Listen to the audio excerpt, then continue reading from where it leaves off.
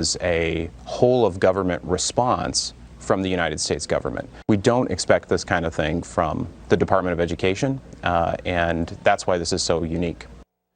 And the Department of Education found that from 2014 to 2018, 15 U.S. schools received more than $15 billion from Hanban alone, a propaganda arm of the Chinese government.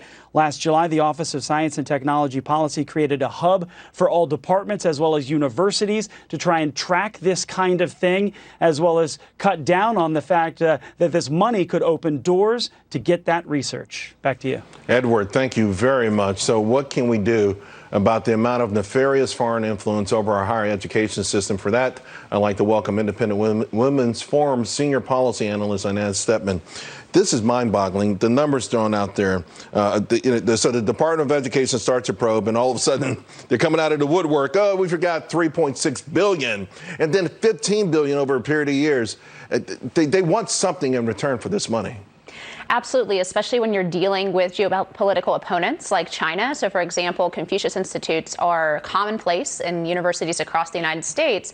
Now, there's nothing wrong with all kinds of countries set up little departments, for example, to learn the language. You have Spanish departments and they communicate with the Spanish government. But it's different when it's a geopolitical enemy, right? And oftentimes they're hand-selected, regime-selected teachers who teach a regime-approved propaganda course on American universities. And let's not forget, we're paying for these. Student loans are funded 90% by the Department of Education. And this stealing trade secrets. There was a case a couple of weeks ago involving an Ivy League school.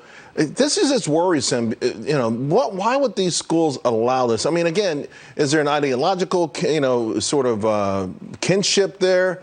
Or is it just the money, the billions of dollars is being too much to resist? Well, I guess the U.S. taxpayers' billions and trillions, $1.6 trillion in student loans backed by the U.S. government. The taxpayers' billions weren't enough, so they had to go hunting for other billions. I do think this is primarily about money. There's a lot of money coming into universities through programs like this and through foreign students, because especially for public universities, the difference between in-state tuition and the full tuition that they can charge to people from other countries is a big moneymaker for them. And they often pay in cash. Something just happened, and it's near and dear to your heart, the topic. The House voted to remove the deadline for the Equal Rights Amendment. It's gotten the necessary approval from the states, but the amendment's still in limbo. You've been very vocal about all of this. What's your reaction? I think this is a massive mistake from the House. They're billing this as a basic equal rights, that sort of sounds good, right? The language is broad and happy. But the reality is that this could really backfire on women. There are enormous radical consequences to this amendment. We're talking about, for example, not being able to have women's and men's restrooms. We're having this debate over in the transgender context, but this would make it completely co-ed. Women's sports teams on public universities, completely co-ed.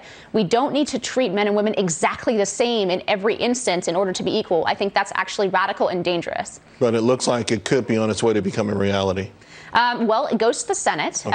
And this is to remove the deadline that Congress added in the 1970s and early 1980s. Now, this process is a mockery of the Article 5 process, right? We have it going on over 50 years, right? And this amendment, those of your listeners might remember when it was a big deal back in the 1970s. Yeah. So this is a totally illegitimate process, and they're telling states that you have no right to change your mind, and we're not going to have this really important national conversation about those consequences to give Americans time to sort out the gauzy language from the real consequences and reality of this amendment. Wow. Inez, thank you very much. Appreciate it. Thank you. Meanwhile,